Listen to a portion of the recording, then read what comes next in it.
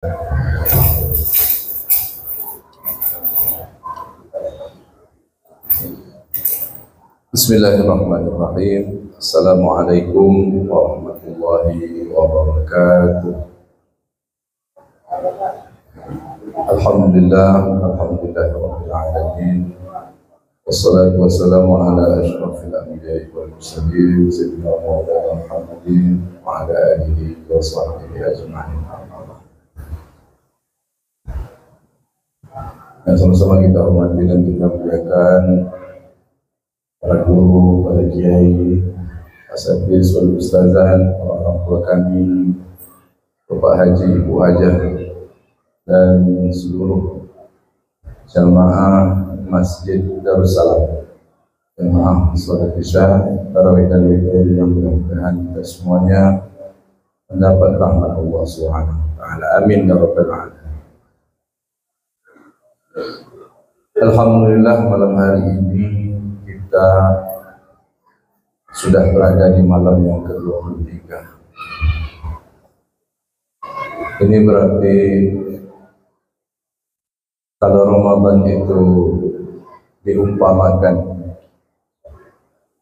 seperti tamu manusia, orang, maka saat ini Ramadan sedang berkemas karena sudah 3 minggu Pak.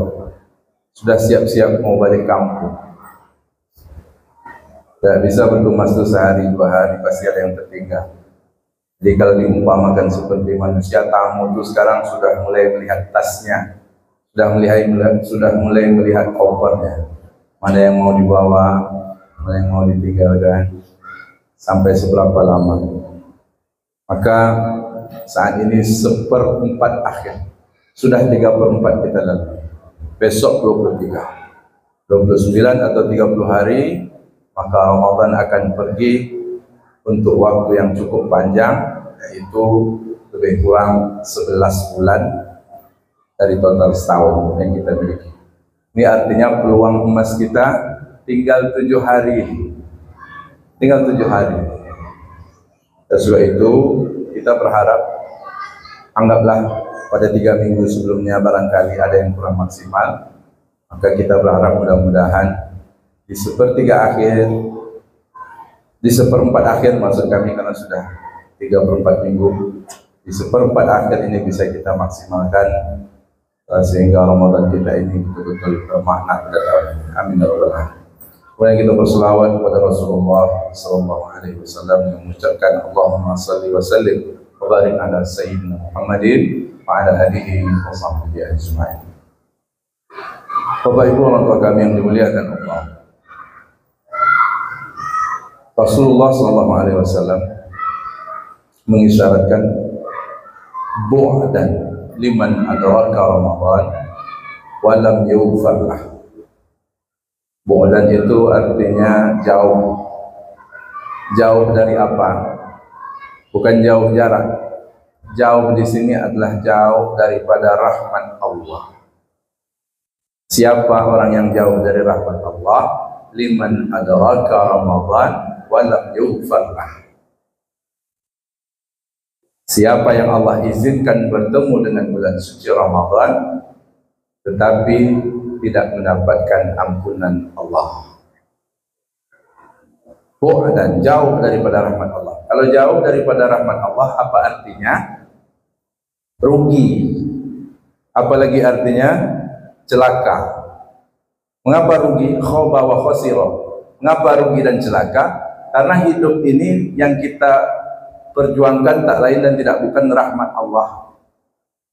Sampai nanti kalau Allah izinkan kita masuk surga, itu karena rahmatnya, bukan keadilan Tuhan. Kalau kita menuntut keadilan Tuhan, keadilan Allah kepada kita, sungguh tak berani.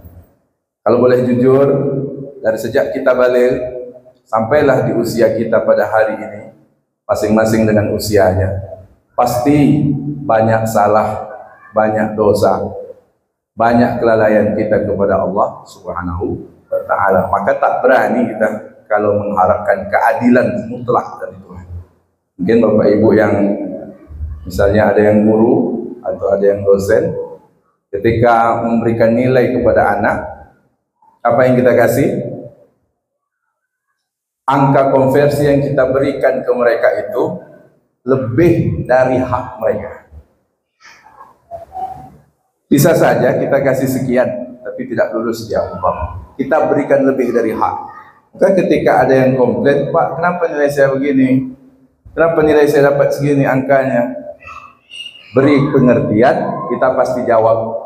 Kalau betul-betul aku beri nilai sesuai dengan jawaban yang kau kasih ketika ujian, sungguh engkau tidak layak untuk lulus, harus mengulang. Itu baru dengan sesama manusia. Bagaimana kita kalau dengan Allah? Maka kita mengharapkan rahmat Allah Subhanahu wa ta'ala. Nah, di dalam hal ini Rasulullah mengatakan bu'd dan jauh daripada rahmat Allah. Kalau sudah jauh dari rahmat Allah, kita rugi, sayang sekali, celaka, rugi, dan tidak mendapatkan keberuntungan. Siapa mereka? Orang yang Allah izinkan masuk sampai kepada bulan suci Ramadan, tapi nanti seminggu lagi, 7 hari lagi, keluar, tamu ini balik, keluar dari bulan suci Ramadan, tapi tidak berhasil mendapatkan ampunan Allah Subhanahu wa ta'ala. Salah satu caranya dengan mengakui kesalahan, beristighfar kepada Allah.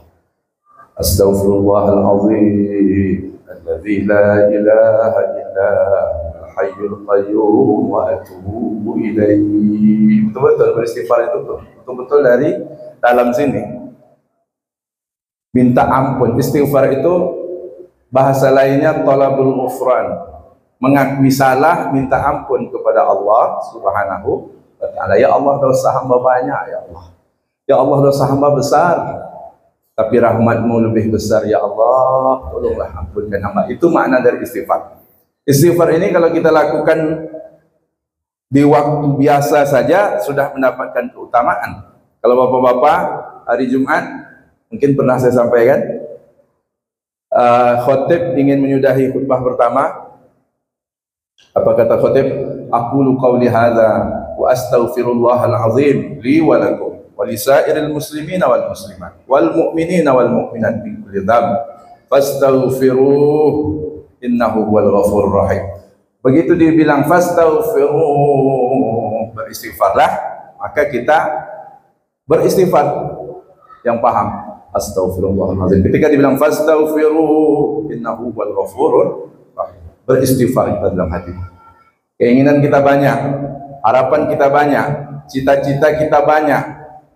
Sementara waktu yang ada ketika khutbah pertama dan kedua bagi bapak-bapak itu hanya sepanjang sholawat Bilal. Allahumma sholli ala Sayyidina Muhammad atau apalah yang dibaca, sepanjang paling 30 detik, 15 detik mungkin, kalaupun panjang paling 45 detik di bawah semenit. Sementara waktu di antara dua khutbah termasuk salah satu waktu yang mustajab untuk berdoa. Banyak keinginan kita, tetapi waktu yang kita miliki singkat, maka beristighfar banyak-banyak kepada Allah Subhanahu wa ta'ala. Bapak Ibu orang tua kami yang dimuliakan Allah Subhanahu wa ta'ala, sedikit lagi, saya singkat saja. Jarum panjang angka 2 kita sudahi supaya sholat kita santai. Nanti kalau saya lama-lama sholatnya pula nanti kan. Lalu kemudian ketika di bulan suci Ramadan ini kita ada namanya waktu sahar. Nah, istighfar di waktu sahar ini sangat dianjurkan, karena dia salah satu yang menjadi alasan mengapa Allah menunda untuk menurunkan azab. Jadi sebetulnya Allah kalau melihat tingkah kita, melihat tingkah saya, melihat tingkah orang-orang yang orang muslim, manusia secara umum, dia makhluk tapi seperti Tuhan, seperti Tuhan. Dia lemah tapi seolah-olah dia tidak membutuhkan yang maha kuasa. Kalau melihat tingkah itu, Allah sebetulnya ingin turunkan azab. Tapi melihat salah satu dari beberapa kriteria, salah satunya wal mustaghfirina bil ashar, orang yang beristighfar di waktu sahar. Maka apa kata Allah dalam sebuah diskusi? Saraftu anhum azabi, aku tunda azab yang tadinya mau aku turunkan karena melihat orang-orang yang beristighfar di waktu sahar. Jadi kita berhutang budi dengan orang-orang tua kita, mak-mak kita, atuk-atuk kita, nenek-nenek kita, bapak-bapak kita yang beristighfar di waktu sahar.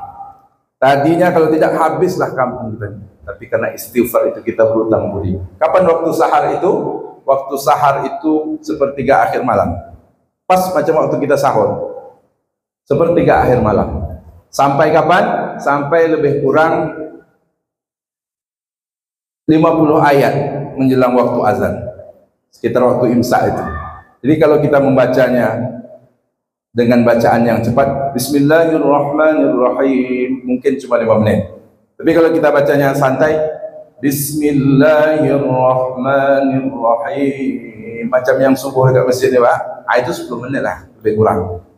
Begitu. Atau sebelum baca apa tuh? Tarhimnya Pak Ustaz ya. Nah, itu batasnya. Jadi sebelum itu masih masuk waktu sahur. Maka bersahurlah di jam yang mendekat kepada waktu itu. Jangan terlalu malam. Jangan sahur jam 12. Siapa yang suka sahur jam 12 Pak? Enggak tangan? Ibu-ibu. Nah, balik tarawih dah jam 9, 9:30 sampai rumah jam 10, buka Quran 15 menit, scroll HP sampai jam 11, jam 12, lapar. Makan, disebutnya sahur. Itu namanya makan biasa. Bukan tak boleh, boleh. Tapi sunnah sahurnya di akhir-akhir. Semakin ujung waktu sahar itu mendekat kepada subuh, maka dia semakin mendapatkan fadilat keutamaannya. Kalau buka berbeda. Kalau buka itu takjil, dipercepat.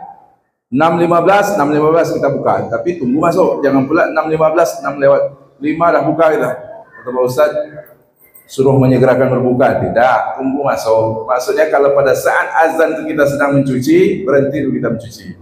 Pada saat azan kita sedang mengemas rumah, berhenti sebentar kita mengemas rumah. Itu yang maksud dengan menyegerakan. Kalau sahur, semakin di akhir, semakin dekat pada masuk waktu sholat, itu semakin baik. Jadi kita adanya imsak itu untuk menjaga ritme kita supaya kita berhenti dengan soft landing. Kalau pesawatnya itu dia soft landing, pelan langsung selesai. Bapak Ibu orang tua kami yang dimuliakan Allah Subhanahu wa taala, barangkali itu saja yang dapat saya sampaikan pada pertemuan malam hari ini. Mudah-mudahan walaupun singkat dan sederhana ada manfaat yang dapat kita ambil bersama. Mudah-mudahan Ramadan tahun ini bermakna bagi kita semua. Amin ya rabbal alamin. Terima kasih atas segala perhatian. Mohon maaf kalau ada salah cakap tak berkenan di hati. Wallahul muwaffiq ila aqwamit thoriq. Assalamualaikum warahmatullahi wabarakatuh.